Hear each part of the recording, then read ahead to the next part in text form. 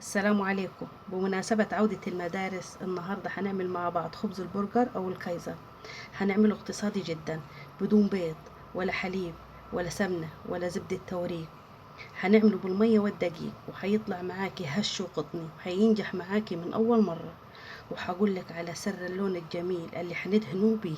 هدهنه النهارده بمكون جديد أول مرة هتعرفيه مني أنا، للناس اللي هي ما بتحبش البيض.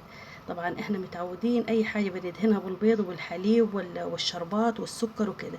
لا، ده مكون جديد هقول لك عليه، اللي هيطلع معاك اللون الجميل ده.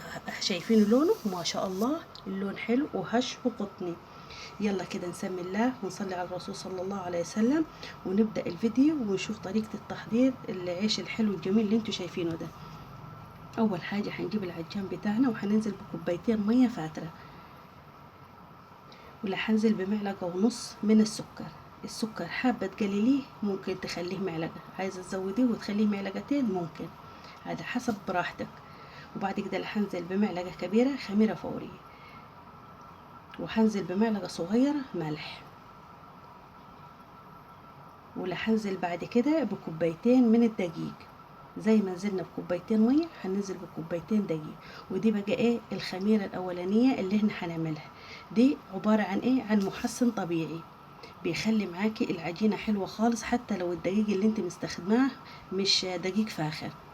يعني انا النهارده اللي هستخدم الدقيق بتاعي لا فاخر ولا تومين، لا انا هستخدمه بدقيق القمح. دقيق القمح ده بنوديه المطحن بيطحنوهن نمرة واحد، بتقولوا نمرة واحد اطحنيه، فيبقى زي الفينو بالظبط. اهي حبايبي كده غطيناها وسيبناها بعد ما قلبنا المكونات بتاعتنا. هاني قربت لكم هنا الكاميرا عشان تشوفوه. خمرت معايا. وبعد كده هنزل بنص كوباية من الزيت، هتقلبيهم. وبعد كده هننزل باقي كمية الدقيق. هنزل هنا بأربع كوبايات دقيق، ادي واحد وادي التانية وادي التالتة وادي الرابعة. كده كمية الدقيق بقى 6 كوبايات. الاول حطينا 2 ودلوقتي حطينا 4، كده 6 كوبايات. ال6 كوبايات دول اخدوا كوبايتين مية، معلقة ونص سكر، معلقة خميرة فورية، معلقة ملح. طبعا السكر معلقة كبيرة، والخميرة معلقة كبيرة، والملح معلقة صغيرة، وعليهم نص كوباية زيت. ادي كل مكوناتنا. الملح موجود عندك، والسكر موجود عندك، والزيت عندك، والمية طبعا عنديكي، وكل حاجة موجودة. يعني ما فيهاش اي تكلفة، يعني لا هتحط زبدة ولا هتحط سمنة ولا هتحط بيض. ادي حبايبي طبعا العجينة احنا ما ريحناهاش خالص، بدأنا على طول بتقطيعها، فردناها زي ما انتم شايفين كده، ولا هنقطعها. هي ال6 كوبايات ما شاء الله هيجيبوا معايا كمية كبيرة زي ما انتم شايفينها كده. ادي قطعتها، ولا هاخد كل واحدة بعد كده هجيب الصينية بتاعتي اها زي ما انتم شايفين كده. طبعا رش عليها شوية دقيق، ولا هكور بقى اعمل الحجم اللي انت حباه. هكور كل بقى العجين بتاعي ديات اللي انتوا شايفينه. شايفين في اسهل من كده ولا ابسط من كده؟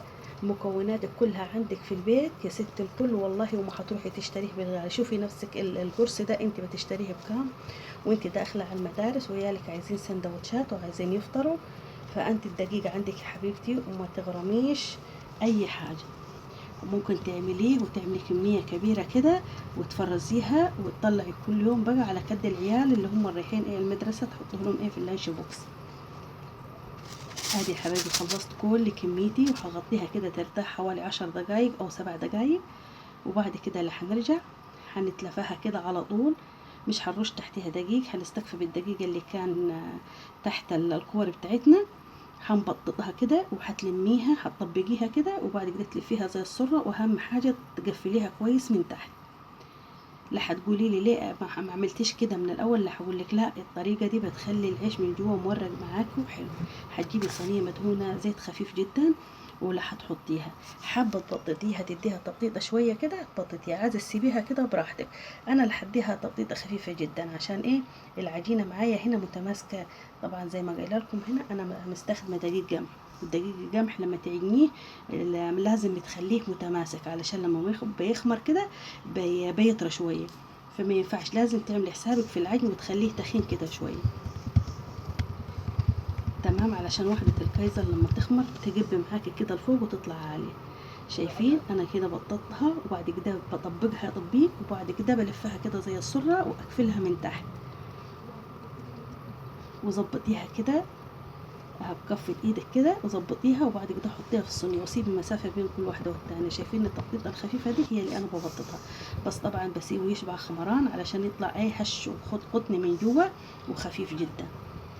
زي ما شايفين هنا خلصت بقى كل كميتي، ما شاء الله، الله اكبر. اهي جابوا معايا 16 قطعة، يعني 6 كوبايات جابوا معايا 16. هنا بقى يا حبايبي عيشي بعد ما خمر كده، باخد له حوالي ساعة ومغطياه كده وخمر، رح اجيب الفرشة بتاعتي واجيب الدهان الوش اللي انا قلت لكم عليه. دهان الوش ده بقى معلقتين حليب، معلقة صغيرة سكر، معلقة صغيرة كستر. الكستر هيديك اللون الحلو ده لو انت ما بتحبيش البيض، زفارة البيض. هنا اللي هندهن الوش، وعلى طول اللي هنرش السمسم. لو حابه تعمليه ساده هتعمليه. انا عملت 2 صناتين بالسمسم، وصينيه هخليها ساده اللي هتشوفوهم كده معايا اخر فيديو. حاليا طبعا انا فرني شغاله، الفرن لازم تكون سخنه جدا عشان اول ما يدخل الفرن يجب معاكي، ما يتكمتش كده ويطلع معجن. وبعد كده اللي هتهدي النار، هتدخليه على نار سخنه، الفرن لازم تكون سخنه. وبعد كده اللي هتهدي النار علشان يستوي من جوه ما يطلعش معجن. اهي يا حبايبي ما شاء الله شايفين لونه، والله يا جماعه لونه الطبيعي دياتي ما شاء الله. طبعا دلوقتي انا بلمعه بشويه زيت بعد ما طلع من الفرن على طول، وبعد كده اللي هجيب الكيس واجيب الفوطه واغطيه علشان ايه وشه يطرى. هي طبعا اي معجنات بتطلعيها من الفرن لازم يبقى وشها ناشف، لازم اغطيها كده، وبعد كده ايه هتطلع معاكي زي الفل زي النايتي بالظبط. هنا غطيناها. هنا يا حبايبي هنا بعد ما ايه غطيناها ورجعنا لها، هتشوفوا لونها بقى من فوق وهتشوفوا لونها من تحت، ما شاء الله جميل جدا، التسوية جميلة. شايفين يا جماعة؟ شايفينه بتدوسيه كده بايدك بيرجع تاني، ده دليل على انه مستوي كويس. لكن عارفة لو انت دوستيه كده وما رجعش معاكي يبقى هو من جوا بقى ني، يعني هتلاقيه عجين، يعني ناقص سوا. لازم تسويه وتظبطي فرنك، طبعا كل واحد عارف درجة حرارة فرنه. شايفين ما شاء الله اهو بيرجع تاني، بتدوسيه كده بيرجع تاني، ده معناه انه هو كويس، يعني استوى كويس جدا واخد راحته في الفرن. طبعا هو ما بياخدش وقت كتير، حوالي من 20 ل 25 دقيقة، ما بيزيدش عن كده. شايفين ال6 كوبايات جابوا معايا 16 واحدة. والدقيق دقيق قمح، يعني انت لو جبتي دقيق فاخر هيرمي معاكي اكتر من كده. ادي ما شاء الله شايفين لونه، وشايفينه من جوه لونه حلو وزي النايتي بالظبط ما شاء الله.